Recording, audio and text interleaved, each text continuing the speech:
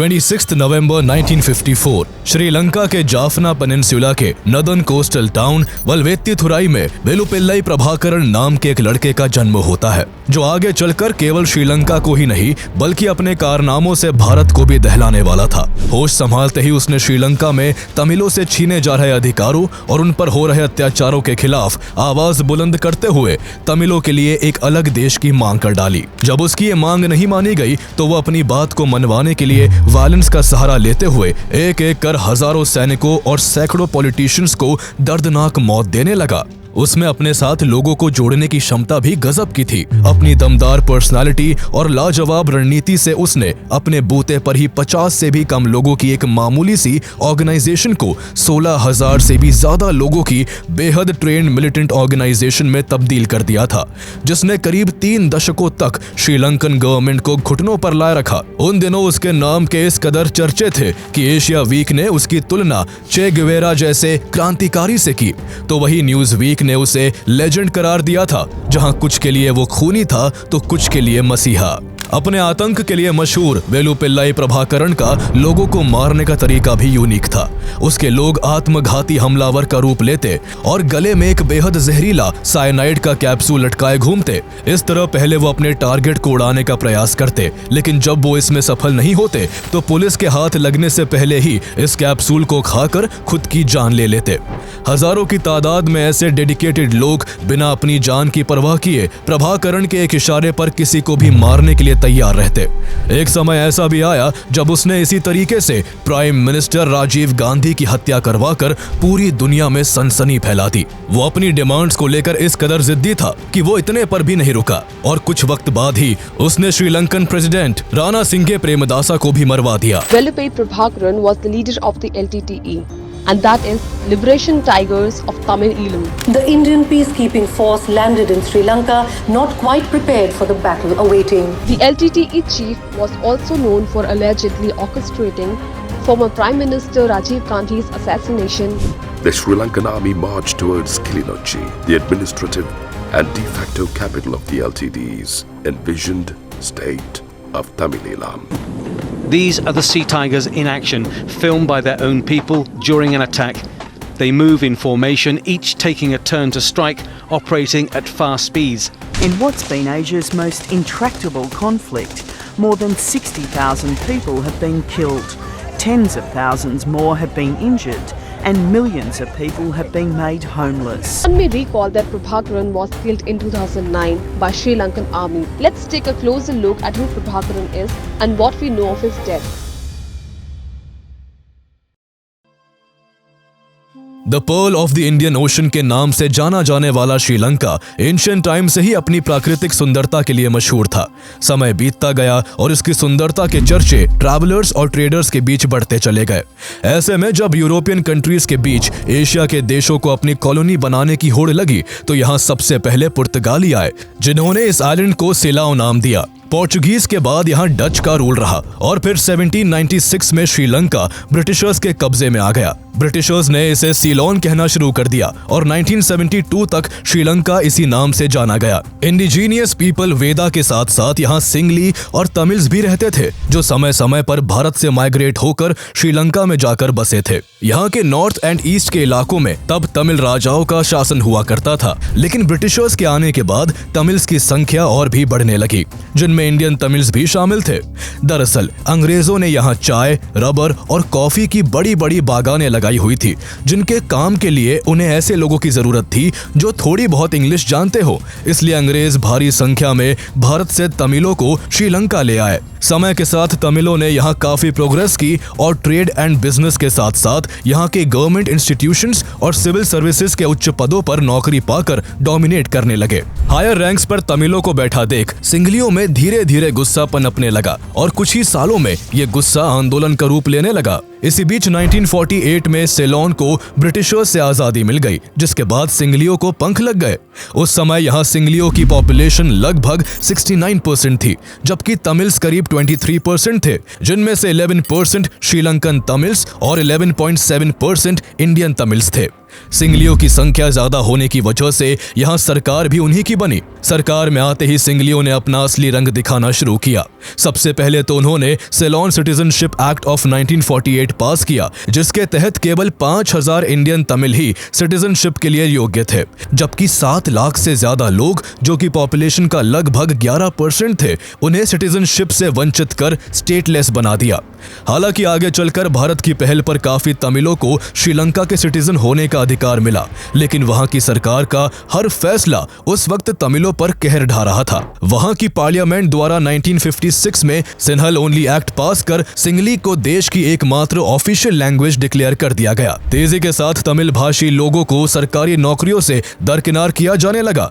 इस तरह न केवल उनको तरक्की से रोका जा रहा था, बल्कि उनकी भाषा और संस्कृति को भी खत्म किया जा रहा था। अचानक से अपने अधिकारों के छिन जाने से तमिलों ने इसका कड़ा विरोध करते हुए आंदोलन शुरू कर दिए, लेकिन इन आंदोलनों से श्रीलंकन गवर्नमेंट के कान पर जू भी नहीं रेंगी, बल्कि उल्टा तमिलों पर एक और प्रहार करते हुए 1971 में पॉलिसी ऑफ स्टैंडर्डाइजेशन पास करके सभी यूनिवर्सिटीज की mostly seats indirectly singly students के लिए रिजर्व कर दी गई, जिससे तमिल स्टूडेंट्स के लिए हायर स्टडीज के अवसर बेहद सीमित हो गए। शुरुआत में तो तमिल पीसफुल प्रोटेस्ट और पॉलिटिकल टॉक्स के जरिए सरकार की पॉलिसीज का विरोध जताते रहे, लेकिन सरकार की मनमानी बढ़ने के बाद तमिलों के कई विद्रोही संगठन खड़े हो गए, जो अपनी मांगों को लेकर वायलेंट होने लगे थे। जिस समय श्रीलंका की सरकार तमिलों के साथ भेदभाव कर उनके अधिकारों को छीनने में लगी थी, उसी समय जाफना पेनिनसुला के नदन कोस्ट पर बसे एक छोटे से गांव वल्वेत्तिथुरई में वेलुपिल्लाई प्रभाकरण बड़ा हो रहा था, जो आगे चलकर श्रीलंका पर गहरा प्रभाव डालने वाला था। प्रभाकरण के पिता थिरुवेंगदम वेलुपिल्लाई डिस्ट्रिक्ट लैंड ऑफिसर थे, जबकि उसकी माता वल्लीपुरम पार्वती घर में ही रहकर अपने 4 बच्चों की देखभाल करती थी। प्रभाकरण 4 भाई बहनों में सबसे छोटा था, इसलिए बचपन में उसे काफी प्यार मिला। पिता की सरकारी नौकरी और वल्वेत्तिथुरई के कई मंदिरों पर मालिकाना हक के कारण उसके परिवार की इकोनॉमिक कंडीशन काफी अच्छी थी, जिससे उसका एक अच्छे स्कूल में एडमिशन करवा दिया गया। लेकिन पढ़ाई में उसकी कोई खास दिलचस्पी नहीं थी। उसे तमिल संस्कृति से गहरा लगाव था, इसलिए आसपास तमिलों के साथ हो रहे भेदभाव और जुल्म उसके दिलो दिमाग पर गहरा प्रभाव डाल रहे थे। वो बचपन से ही तमिल लोगों के संघर्षों और उनकी मांगों के बारे में सुनता आया था, जिस वजह से उसके भीतर सरकार के खिलाफ गुस्सा और विद्रोह की भावना जागने लगी थी। इसका परिणाम ये हुआ कि प्रभाकरण ने महज 15 साल की उम्र में ही पढ़ाई छोड़ दी और कुछ दिनों बाद तमिल यूथ फ्रंट नाम की एक ऑर्गेनाइजेशन को ज्वाइन कर लिया, जो उस समय तमिल यूथ को पॉलिटिकली यूनाइट करने का काम कर रहा था। प्रभाकरण में लोगों को अपने भाषणों और विचारों से अपनी ओर खींचने की शुरू से ही अद्भुत क्षमता थी, और इसी के चलते उसने 1972 में केवल 18 साल की छोटी सी एज में खुद का organisation Tamil new tigers TNT बना दिया। उसका संगठन TNT सरकार की भेदभाव वाली पॉलिसीज के खिलाफ आवाज बुलंद करते हुए तमिल्स के राइट्स की मांग करने लगा। उसके तेज तर्रार रवैये को देख तेजी के साथ सैकड़ों तमिल युवा TNT ज्वाइन करने लगे। दिन प्रतिदिन जिस तरह प्रभाकरण की पॉपुलैरिटी बढ़ती गई, उसी तरह उसकी मांगे भी बढ़ने लगी थी। वो अब श्रीलंकन गवर्नमेंट से तमिल लोगों के लिए देश के भीतर एक अलग देश तमिल ईलम की मांग करने लगा था, जहां तमिल सम्मान के साथ सर उठाकर जी सके। प्रभाकरण की यह लड़ाई केवल अधिकारों के लिए नहीं थी, बल्कि उसके लिए तमिलों की आइडेंटिटी, लैंग्वेज और कल्चर की रक्षा सबसे ऊपर थी। TNT की डिमांड्स के बीच यहाँ के लोगों में देश के नाम को बदलने की मांग काफी जोर पकड़ने लगी थी। आजादी के बाद से ही यहाँ के लोगों को अपने देश का नाम सीलोन कांटे के समान चुभता था, जिसे वो स्लेवरी का प्रतीक मानते थे। इसलिए जब 1972 में सीलोन ने खुद को रिपब्लिक डिक्लेयर किया, तो देश का नाम बदलकर श्रीलंका कर दिया गया। श्रीलंका संस्कृत से लिया गया एक शब्द है, जिसमें श्री का अर्थ है समृद्धि और लंका का अर्थ द्वीप है। भले ही सरकार ने लोगों की मांग पर देश का नाम बदल दिया था, लेकिन देश का नाम बदल जाने से भी तमिल्स के खराब हालात नहीं बदले थे। सरकार ने तब भी तमिलों के अधिकारों को दबाना जारी रखा था। प्रभाकरण समझ चुका था कि अब सरकार को नींद से जगाने के लिए कुछ अलग करना होगा, और इसलिए 1975 में उसने जाफना के मेयर अल्फ्रेड दुरायप्पा की गोली मारकर हत्या कर दी। प्रभाकरण ने यह हत्या 1974 की तमिल कॉन्फ्रेंस में कई तमिलों के मारे जाने के बदले में की थी, जिसका जिम्मेदार अल्फ्रेड दुरायप्पा को माना जाता था। प्रभाकरण के इस कारनामे ने श्रीलंका में जारी तमिल मूवमेंट की दिशा को बदल कर रख दिया। पहले जहां तमिल लीडर्स पीसफुली अपने अधिकारों की मांग कर रहे थे, वहीं अब प्रभाकरण से इंस्पायर होकर काफी तमिल्स ने हथियारों को अपनी बात कहने का तरीका बना लिया था। अल्फ्रेड दुराइयप्पा की हत्या को श्रीलंकन गवर्नमेंट ने तमिल टेरर के रूप में देखा और इसके बाद तमिलों के खिलाफ और भी सख्त कदम उठाने शुरू कर दिए। ऐसे में अब इनोसेंट तमिलों पर भी पुलिस की कार्रवाई बढ़ने लगी थी। उधर प्रभाकरण भी तमिलों की रक्षा और अपनी डिमांड्स को मनवाने के लिए अपनी एक स्ट्रॉन्ग और यूनाइटेड सेना बनाना चाहता था, जो पूरी तरह से हथियारों से लैस हो। यही विचार आगे चलकर LTTE की फॉर्मेशन की वजह बना।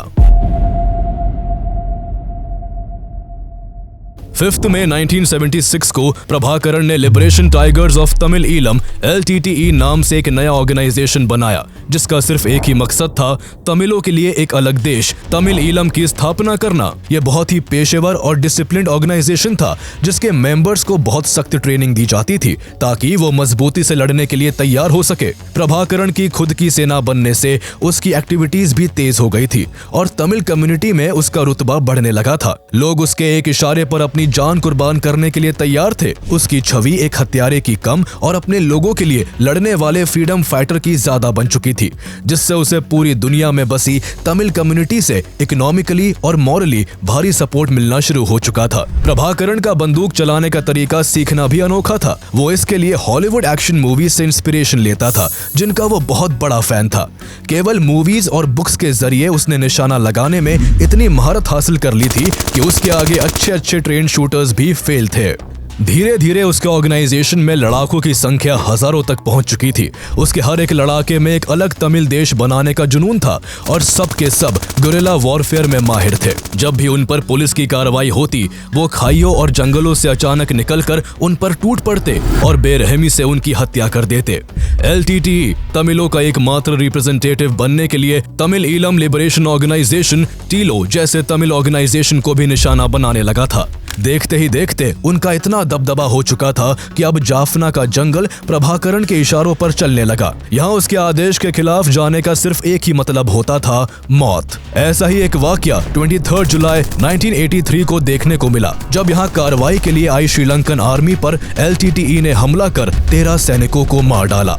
सैनिकों की मौत से श्रीलंकन गवर्नमेंट गुस्से से तिलमिला गई और जवाब में एंटी तमिल राइट्स को बढ़ावा देने लगी, जिससे पूरे देश में तमिलों को मारा जाने लगा। इस तरह लगभग 3000 तमिल लोगों की जान ले ली गई और हजारों तमिल्स के घरों को आग के हवाले कर दिया गया। इस घटना के बाद बाकी बचे तमिल लोगों में भी खौफ बैठने लगा, जिसके चलते लाखों तमिलों को अपनी जान बचाने के लिए श्रीलंका छोड़कर दूसरे देशों में शरण लेनी पड़ी। तमिलों के साथ हुए इस अत्याचार और नरसंहार को ब्लैक जुलाई के नाम से जाना जाता है। एंटी तमिल राइट्स ने श्रीलंका को पूरी तरह नफरत और हिंसा की गहरी खाई में धकेल दिया था। इस घटना के बाद श्रीलंकन गवर्नमेंट के खिलाफ LTTE के हमले और भी तेज हो गए। इसका आउटकम ये हुआ कि जल्द ही श्रीलंका में एक लंबी चलने वाली सिविल वॉर की शुरुआत हो गई।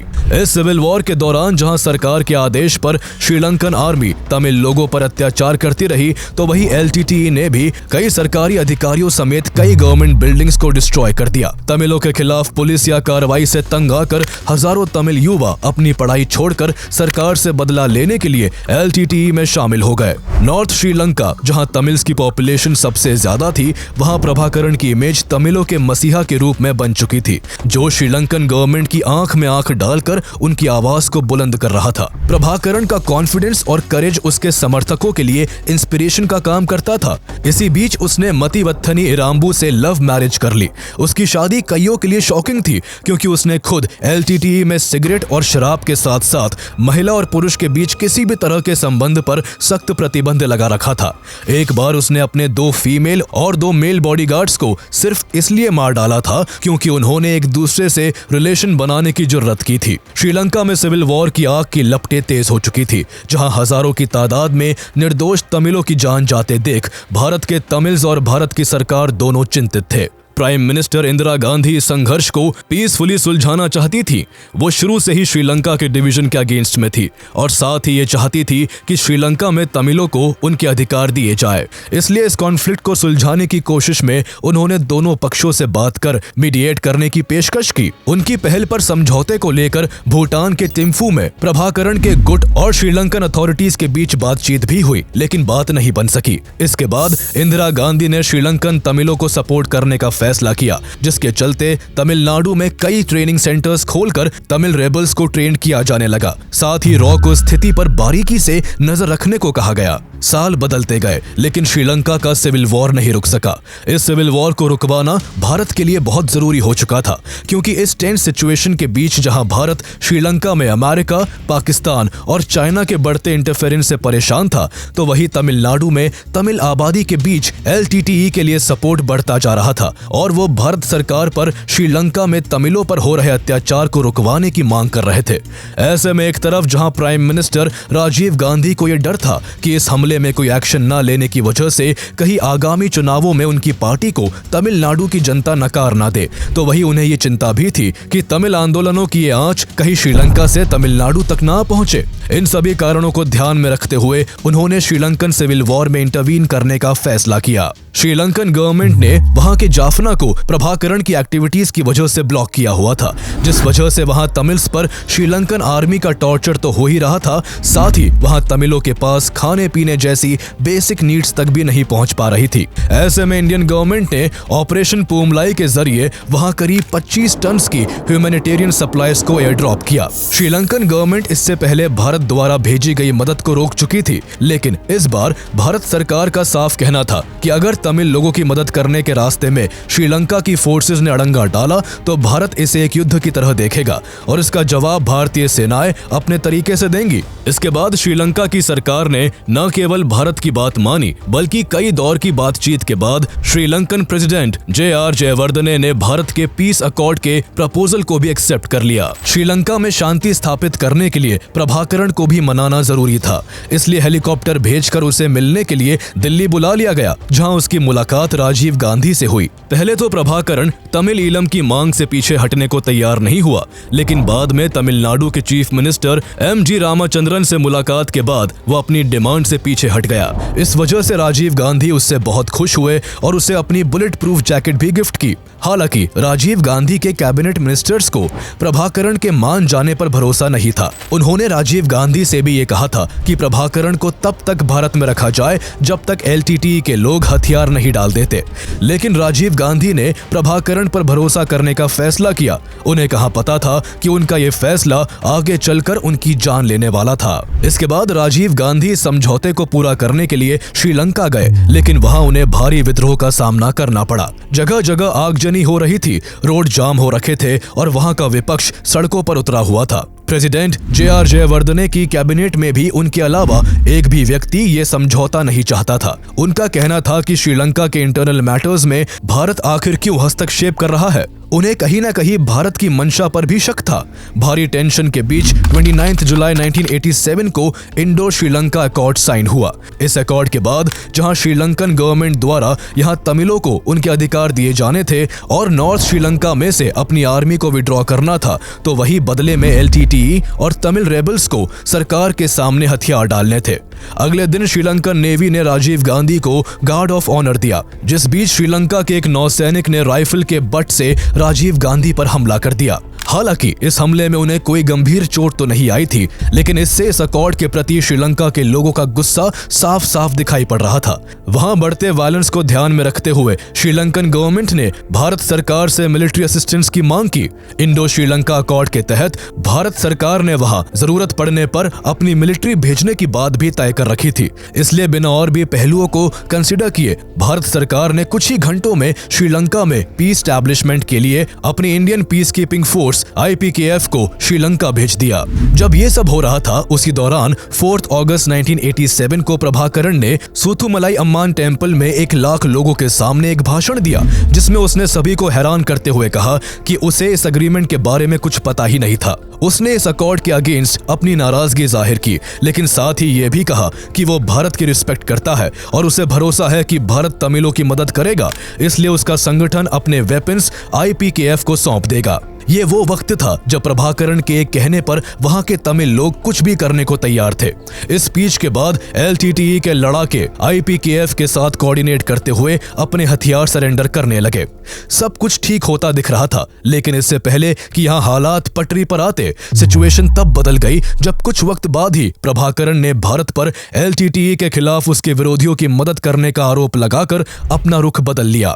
उसे हथियार डालना तमिलों की आजादी के सपने को मरते हुए देखने जैसा लगा। प्रभाकरण ने तमिल ईलम की मांग के लिए फिर से हथियार उठा लिए, जिससे शांति का यह समझौता टूट गया। इस वजह से इंडियन गवर्नमेंट और उसके बीच मनमुटाव पैदा हो गया, जो आगे चलकर इतना बढ़ गया कि प्रभाकरण ने IPKF के खिलाफ ही युद्ध छेड़ दिया। इसके बाद साल 1988 में श्रीलंका में सत्ता बदल गई और राणा सिंघे प्रेमदासा प्रेसिडेंट बनाए गए। प्रेमदासा IPKF को शुरू से ही श्रीलंका से बाहर करना चाहते थे। वो और उनकी पार्टी पहले से ही इंडियन इंटरवेंशन के अगेंस्ट थी, इसलिए उन्होंने IPKF को बाहर करने के लिए प्रभाकरण से ही हाथ मिला लिया।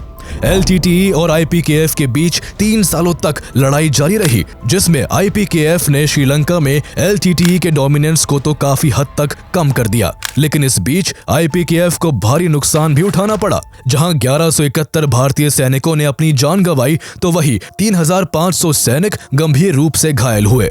इसी दौरान भारत में भी सरकार बदली और VP सिंह अगले प्राइम मिनिस्टर बनाए गए। श्रीलंका में IPKF की प्रेजेंस को लेकर VP सिंह पहले से ही अगेंस्ट में थे। प्रधानमंत्री बनते ही VP सिंह ने IPKF को श्रीलंका से वापस बुलाने का फैसला किया। इसके बाद 1990 तक भारतीय सेना पूरी तरह से श्रीलंका से विड्रॉ कर चुकी थी। प्रभाकरण और LTTE ने इसे एक जीत के रूप में सेलिब्रेट किया। IPKF की वापसी के बाद प्रभाकरण का आत्मविश्वास अपने चरम पर था। उसने नदर्न और ईस्टर्न श्रीलंका पर फिर से अपनी पकड़ मजबूत कर ली थी। श्रीलंका में शांति की सभी उम्मीदें 1990 में Indian peace keeping force IPKF की वापसी के साथ ही टूट गई थी।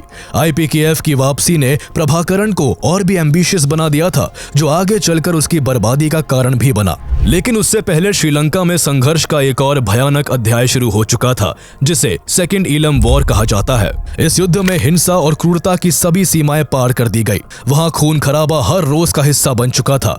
प्रेमदासा, जिन्होंने IPKF को बाहर करने के लिए प्रभाकरण को सपोर्ट किया था, अब उनकी सरकार को भी LTTE के हमले झेलने पड़ रहे थे। 11 जून 1990 को LTTE ने श्रीलंका के ईस्टर्न प्रोविंस में 600 से 700 सिंगली पुलिस कर्मियों को हॉस्टेज बनाकर सभी को गोली मार दी।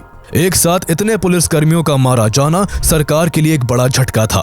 इससे गुस्से में श्रीलंकन डिफेंस मिनिस्टर ने LTTE के खिलाफ एक फुल फ्लेश्ड वॉर का ऐलान कर तमिलों के गढ़ जाफना को नरक बना दिया। वहां मेडिसिन और फूड आइटम्स की सप्लाई बंद कर दी गई। साथ ही यहां श्रीलंकन एयरफोर्स ने लगातार हवाई हमले करते हुए लोगों का जीना हराम कर दिया। इतनी सख्ती के बावजूद ना तो प्रभाकरण ने हथियार डाले और ना ही इस युद्ध से पीछे हटा, बल्कि उसने हमलों को और भी तेज करते हुए साल 1991 में एलिफेंट पास पर स्थित श्रीलंकन आर्मी के बेसिस को घेरकर अपने कब्जे में ले लिया। एलिफेंट पास जाफना की ओर जाने का एकमात्र रास्ता था, इसलिए स्ट्रेटेजिक रूप से दोनों के लिए ही बेहद महत्वपूर्ण था। हालांकि लगभग 1 महीने बाद श्रीलंकन आर्मी ने इसे LTTE से आजाद करवा लिया, लेकिन इस भीषण संघर्ष में दोनों ओर से 2000 से ज्यादा लोग मारे गए, जिस कारण यह श्रीलंकन सिविल वॉर का सबसे ब्लडीएस्ट कॉन्फ्लिक्ट बन गया था।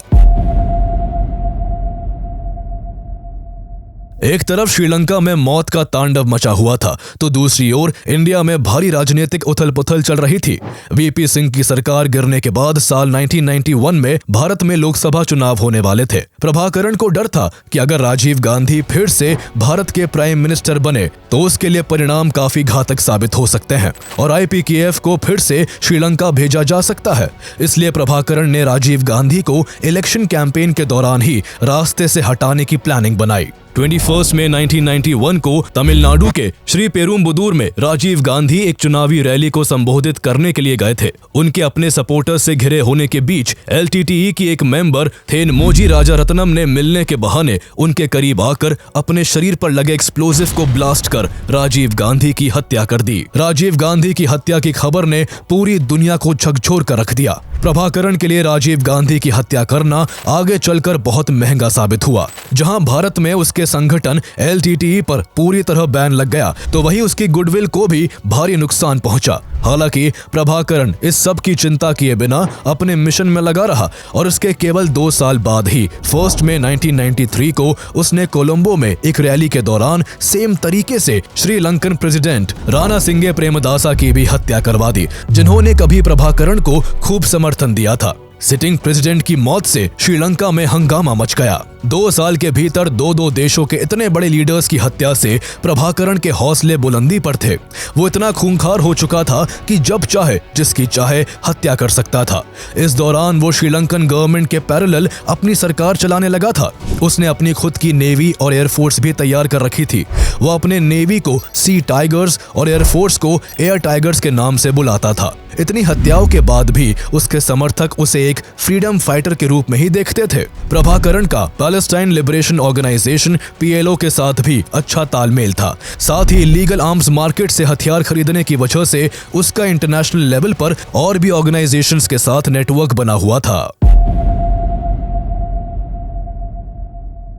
LTTE आए दिन मीडिया की सुर्खियों में था। उसके कारनामों की वजह से श्रीलंकन गवर्नमेंट के लिए अपने देश की जनता से आंख मिलाना भी मुश्किल हो रहा था। थक हार कर सरकार शांति की राह तलाशने में जुटी हुई थी और जनवरी 1995 में उनका ये प्रयास रंग भी ले आया, जब LTTE और सरकार के बीच शांति समझौते पर हस्ताक्षर किए गए।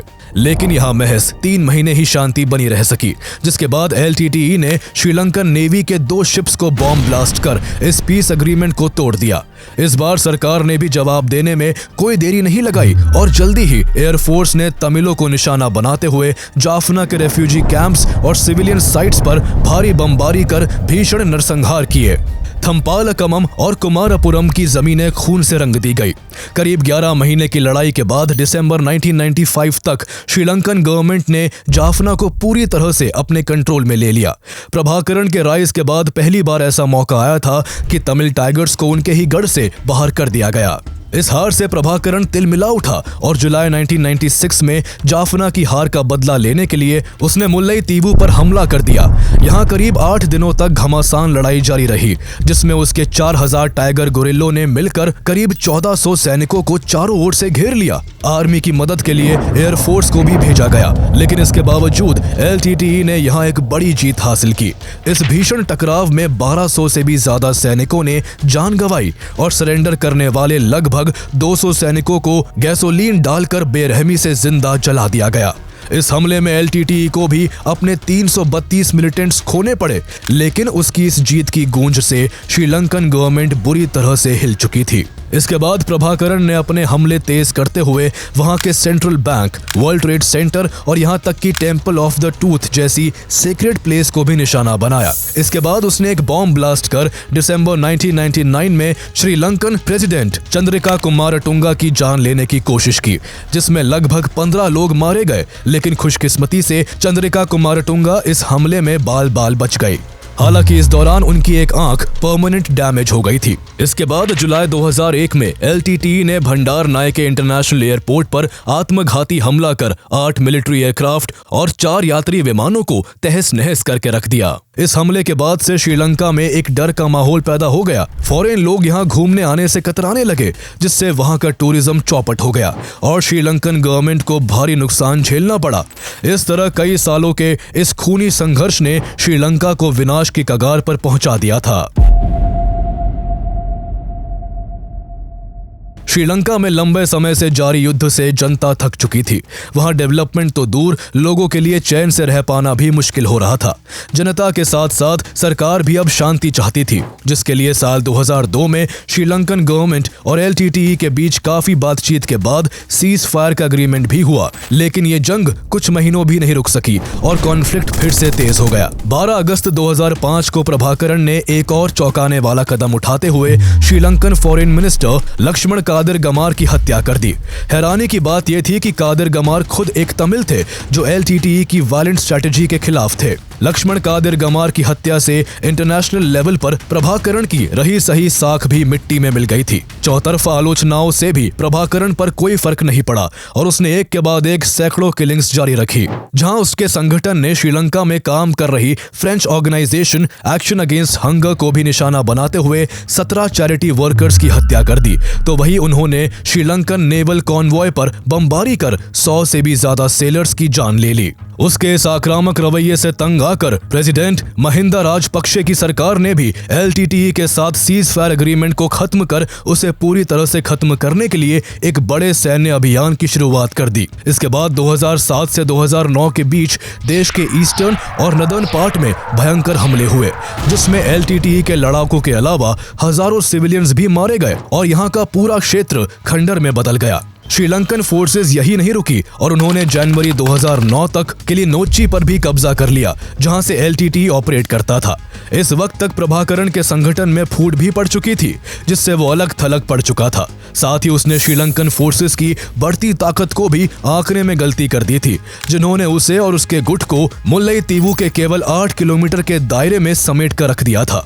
11 मई 2009 तक ये दायरा केवल 1.5 स्क्वायर किलोमीटर का ही रह गया, जिसमें प्रभाकरण और उसके करीब 700 साथियों समेत हजारों सिविलियंस भी थे, जिन्हें वो अब हॉस्टेज बनाकर ढाल की तरह इस्तेमाल कर रहा था। 17 मई 2009 को श्रीलंकन आर्मी ने वहां एक जोरदार हमला किया, जिसमें वहां मौजूद लगभग सारे LTTE मिलिटेंट्स मारे गए। अगले दिन 18 मई को श्रीलंकन गवर्नमेंट ने दावा किया कि इस हमले के दौरान ही एक वैन से अपने साथियों के साथ भागते वक्त प्रभाकरण भी मारा गया। इसके बाद श्रीलंका में करीब 3 दशक से जारी सिविल वॉर तो थम गया, लेकिन प्रभाकरण की मौत को लेकर नई नई अटकलें सामने आने लगी। कुछ दावों के हिसाब से जहां वो हेड ट्रॉमा से मरा था, तो किसी थ्योरी के हिसाब से उसने साइनाइड कैप्सूल खाकर खुदकुशी की थी। वही कुछ लोग आज भी उसके जिंदा होने का दावा करते हैं, जिससे उसकी मौत की गुत्थी को आज तक नहीं सुलझाया जा सका। तमिलों की सुरक्षा और उनके अधिकारों के लिए शुरू हुए इस संघर्ष में सबसे ज्यादा तमिल लोगों को ही भुगतना पड़ा। इस सिविल वॉर में न जाने कितने इनोसेंट तमिल मारे गए, न जाने कितनों को अपना घर, अपना देश छोड़ने पर मजबूर होना पड़ा और कितनी ही तमिल महिलाओं को वहां की सेनाओं की ज्यादती सहनी पड़ी। सिविल वॉर के खत्म होने के बाद वहां तमिलों के हालात और भी बदतर हो गए। न केवल उनकी आवाज को कुचल दिया गया, बल्कि उन्हें डर के साए में रहने को मजबूर कर दिया गया। आज उनके अंदर अपने अधिकारों की मांग करने का साहस तक खत्म हो चुका है। अधिकारों की मांग तो दूर, आम तमिल लोग डर की वजह से कोई पॉलिटिकल डिस्कशंस भी नहीं करते हैं। भले ही श्रीलंकन गवर्नमेंट ने UN समेत इंडिया और अमेरिका से वादा किया था कि वो तमिलों के साथ बिना किसी भेदभाव के पावर शेयर करेगी और उन्हें उनके अधिकार देगी, लेकिन 15 साल गुजर जाने के बाद भी ऐसा कुछ नहीं हुआ और वहां के तमिल्स आज भी बुरे हालातों में जीने के लिए मजबूर है।